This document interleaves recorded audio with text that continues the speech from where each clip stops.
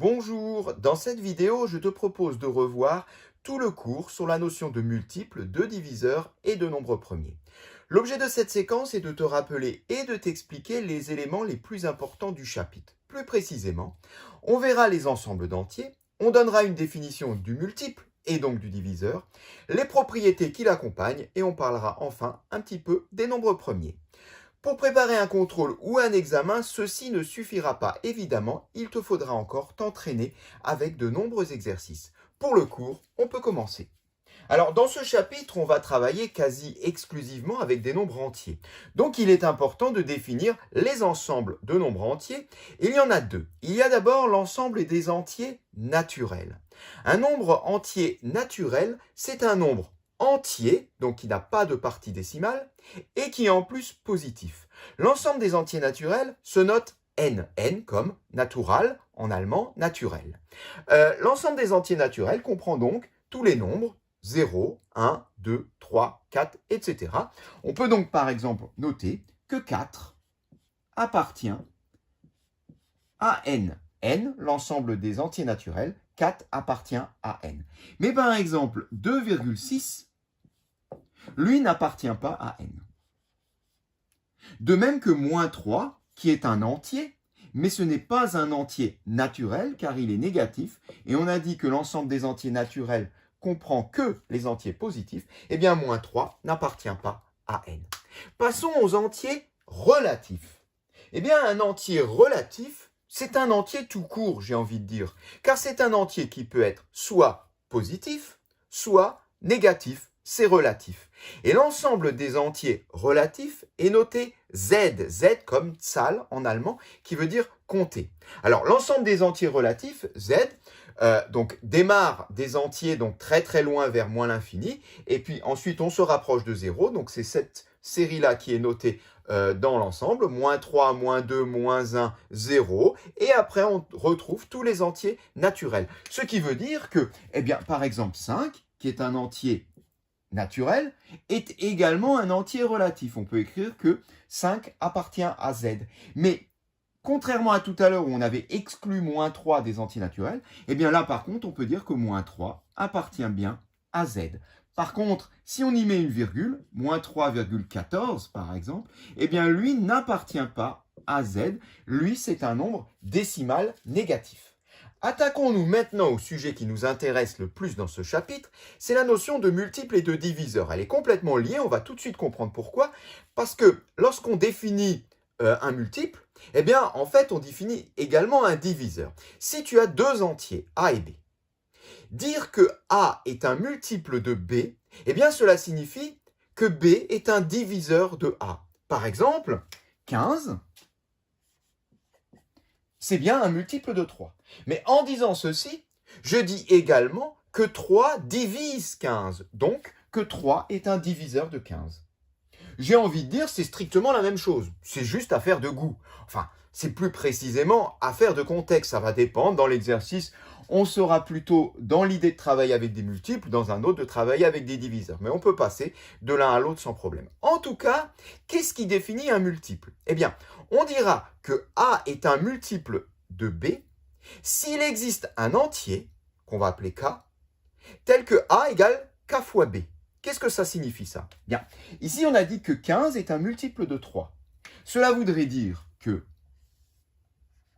il existe un entier K tel que 15 est égal à K fois 3. C'est bien ça que nous dit la propriété. A et B sont multiples, enfin plutôt A est un multiple de B s'il existe un entier K tel que A égale K fois B. Alors, est-ce qu'il existe un entier K tel que 15 égale K fois 3? Bien évidemment, ça marche avec K égale à 5. Alors, il faut que K soit un entier, un nombre entier, donc 0, 1, 2, 3, 4, ou éventuellement dans les négatifs, mais ça ne fonctionne pas dans le cas où on n'a pas un entier, on va le voir tout de suite. Alors, on va prendre justement un autre exemple où ça ne fonctionne pas. Est-ce que 20 est un multiple de 3? Alors, si c'était vrai, cela voudrait dire donc qu'il existe un K, un entier K, tel que 20 est égal à K fois 3. Alors, est-ce que ça marche, ça? Bien, pour le savoir, il suffirait juste de faire 20 divisé par 3. Et en faisant 20 divisé par 3, qu'est-ce qu'on trouve? On trouve environ 6,6666, etc. On voit bien en tous les cas qu'il n'existe pas d'entier k tel que 20 égale k fois 3. Eh bien, vu que ça ne marche pas, cela veut dire que non. 20 n'est pas un multiple de 3. On pourrait dire, eh bien, 3 n'est pas un diviseur de 20, ou 3 ne divise pas 20. Il faut réellement trouver, comme ici, un entier k qui fonctionne bien dans cette égalité.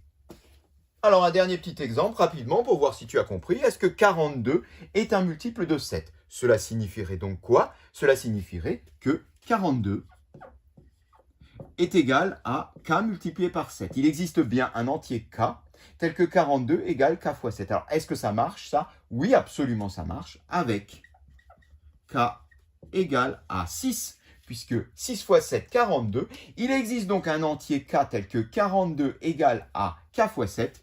Donc, on peut en conclure que 42 est un multiple de 7 ou que 7 est un diviseur de 42.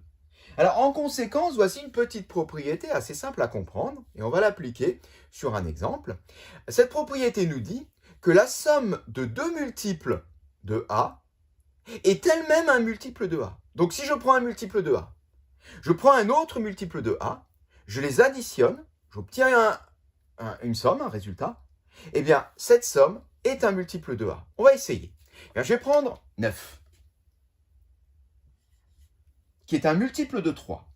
Je vais prendre 15, qui est également un multiple de 3. Et j'en fais la somme de ces deux multiples. Est-ce que cette somme est également multiple de 3? 15 plus 9, 24. Et 24, oui, on constate bien que c'est également un multiple de 3. On a vérifié cette propriété avec 9 et 15, tous les deux multiples de 3. Alors, ici, dans cette vidéo, l'idée n'est pas de démontrer les propriétés. Je le fais dans d'autres vidéos, parce que c'est un peu long. Donc, celle-ci, tu la trouveras dans la playlist qui contient donc toutes les vidéos sur ce chapitre. Mais on peut quand même rapidement expliquer pourquoi, hein, au moins sur cet exemple. Bien, si 9 est un multiple de 3, ça veut dire que 9, je peux l'écrire k fois 3. K fois le nombre 3. Si 15 est un multiple de 3, ça veut dire que 15, je peux également l'écrire k fois 3. Alors, on ne va pas dire k parce que ce n'est pas forcément le même k. D'ailleurs, ce sera un k différent. Donc, on va dire k' fois 3. Si je fais donc la somme 9 plus 15, 24, ça veut dire que 24, je peux l'écrire sous la forme 3 fois k plus 3 fois k'. Autrement dit, 24 pourrait s'écrire sous la forme 3 fois k plus 3 fois k', en factorisant par 3, ça nous donnerait 3 fois k plus k'. Mais k plus k', c'est quoi? La somme de deux entiers, c'est évidemment un entier. Du coup, ça veut dire que 24, je peux l'écrire comme 3 fois un entier. Eh bien, c'est à nouveau la définition de multiple, ça veut dire donc que 24 est bien un multiple de 3. Alors là, c'est une démonstration très rapide dans un cas particulier. Si ça t'intéresse ou si on te le demande, je t'invite à regarder plus en détail la démonstration complète de cette propriété. Parlons maintenant un peu de la notion de nombre pair et donc de nombre impair. Alors, on sait depuis longtemps ce que c'est qu'un nombre pair. On dit que c'est un nombre qui se termine par un chiffre pair, c'est-à-dire par 0, 2, 4, 6, 8. Donc, si on veut inventer très rapidement un nombre pair, je prends tout simplement un chiffre pair, peu importe, 6, et j'écris quelque chose devant, n'importe quoi, voilà. 1536, eh bien ça, c'est un chiffre, c'est un nombre pair. La définition d'un nombre pair, c'est un nombre qui est un multiple de 2. Forcément, vu qu'il se termine par 0, 2, 4, 6, 8, il est divisible par 2, c'est donc un multiple de 2. Un nombre impair, bien un nombre impair, c'est tout simplement un nombre qui n'est pas pair. Donc, ce sont tous les autres. Alors, si ce sont tous les autres, ce sont tous les nombres qui se terminent par le chiffre 1, 3, 5, 7, 9. Donc, peu importe, là encore, j'en prends un, disons justement, tiens, 1. Et puis après, j'écris ce que je veux devant. 16 421, eh bien ceci, c'est bien un nombre impair. Mais dans les exercices, il est souvent très utile de savoir écrire les nombres pairs d'un côté et les nombres impairs d'un autre sous une forme algébrique. Pour cela, on va s'appuyer sur une propriété qui nous dit qu'un nombre pair, s'écrit toujours sous la forme de k, 2 fois k. Alors, si on en revient à ce qu'on a vu tout à l'heure sur la notion de multiple et diviseur, on comprend très bien pourquoi.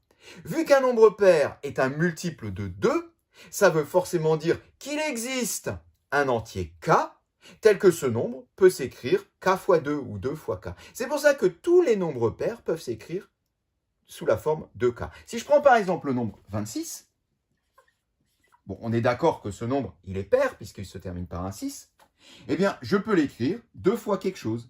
Ça sera 2 fois 13. Donc, il existe bien ici un k tel que je puisse écrire mon nombre sous la forme 2 fois k, ici 2 fois 13. Mais alors, du coup, comment écrire les nombres impairs? Bon, c'est marqué. C'est un peu plus compliqué à percevoir. Alors, pour cela, il faut partir d'un exemple. Ce qu'on va faire, c'est qu'on va prendre le suivant. Vu que 26 est pair, on sait bien que 27, qui arrive tout de suite derrière, lui, est impair. Puisqu'il n'est pas pair, donc il est impair. Alors, 27, ça ne peut pas s'écrire sous la forme 2 fois k. Heureusement, parce que sinon il serait pair. Mais ça peut s'écrire sous la forme 2 fois k, c'est le suivant, plus 1, puisque c'est le suivant, je rajoute 1. Donc, 27 s'écrit sous la forme 2 fois 13 plus 1. C'est-à-dire qu'il existe un entier k tel que je puisse écrire 27 sous la forme 2 fois k plus 1. Eh bien, ceci définit en fait tous les entiers impairs. Ils peuvent tous s'écrire sous la forme 2k plus 1. Si par exemple je prends 1051, eh bien je peux l'écrire sous la forme 2 fois quelque chose, k, plus 1. Alors, pour le trouver, le plus simple, vu qu'on a notre plus 1 derrière, il suffit juste de revenir de 1 en arrière. Avant 1051, j'ai 1050, qui lui est pair. Et comme il est pair, je peux l'écrire sous la forme de k. Alors, pour le savoir, il suffit juste de diviser 1050 par 2. 1050 divisé par 2, ça fait 525. Bien du coup, 1051, c'est 2 fois 525 plus 1, juste le suivant. On procède de la même manière que tout à l'heure, seulement ici, on le fait d'un seul bloc. Et enfin, une petite propriété sur les nombres impairs qui nous dit que le carré d'un nombre impair est lui-même impair. Bien, si je prends par exemple 33, on est d'accord que 33 c'est bien un nombre impair, que je l'élève au carré, je fais donc 33 fois 33, je trouve 1089. Cette propriété nous dit que dans tous les cas, dès que tu prends ici un nombre impair et que tu l'élèves au carré, le résultat te mènera sur un nombre impair. On voit bien ici qu'il se finit par 9. Et pour finir, on va parler de nombres premiers. Alors, les nombres premiers, c'est quelque chose que tu connais déjà, je pense, depuis longtemps, puisque c'est une notion assez simple. On va quand même la redéfinir. Et on sait qu'un nombre premier, c'est un nombre qui possède exactement deux diviseurs, qui sont 1 et lui-même. C'est pas grand-chose finalement. Ça veut dire en gros qu'un nombre premier, je ne peux pas l'écrire comme produit de deux entiers autre que 1 et lui-même. Je prends par exemple 7, qui est un nombre premier très connu, puisqu'il fait partie des premiers dans la liste. Eh bien, 7, je ne peux pas le casser en deux sous forme de produit, autrement que d'écrire 1 fois 7. Si je veux faire 2 fois quelque chose, ça me donne 2 fois 3,5. Donc 3,5 n'est pas un entier, donc ça ne convient pas. Si je divise par 3, c'est pire encore. On va tomber sur un nombre rationnel. Donc, il n'y a pas moyen de couper en morceaux ce nombre 7, autrement que en faisant 1 fois 7. Ça, c'est un nombre premier. Mais la définition de base nous dit que c'est tout simplement un nombre qui possède exactement deux diviseurs qui sont 1 et lui-même. C'est important ce exactement.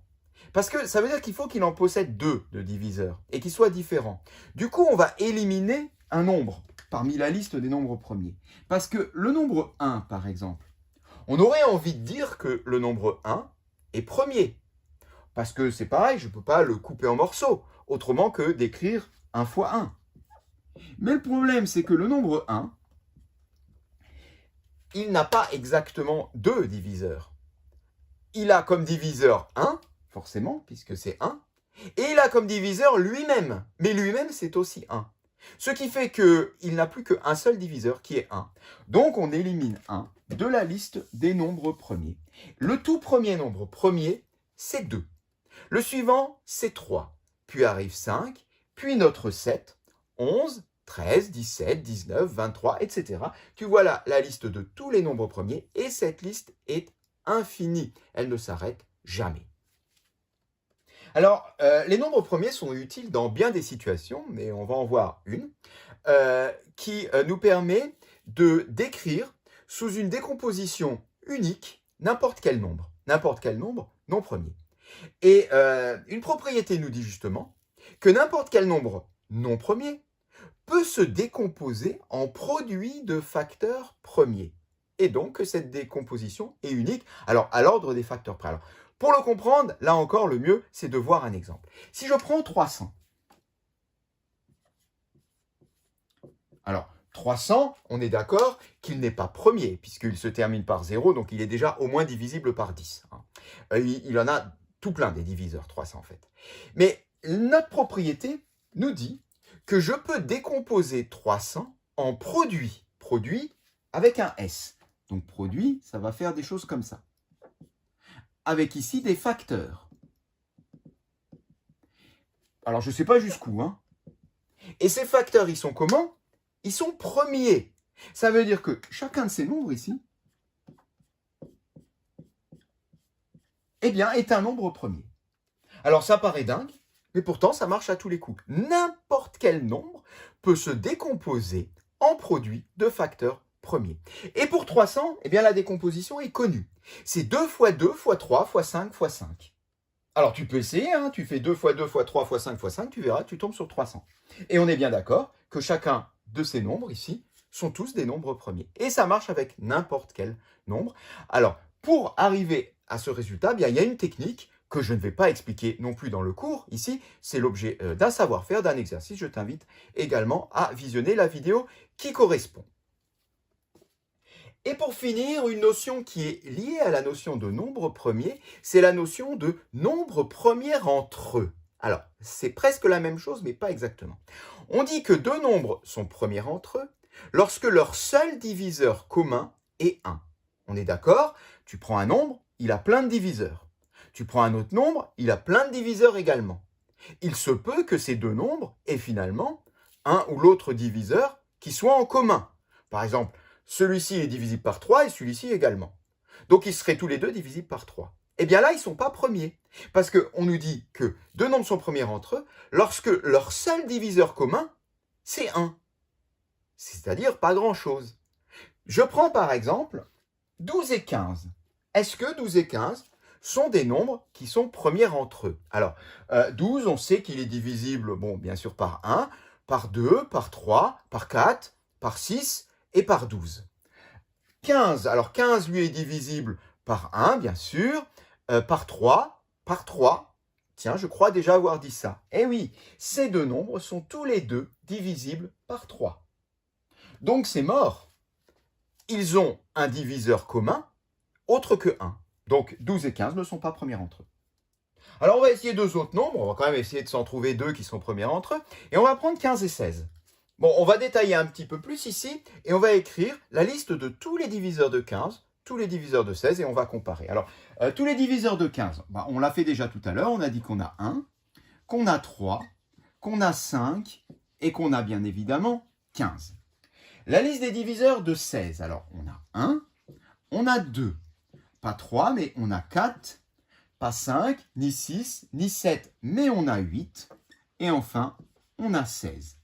Regardons un peu les diviseurs communs.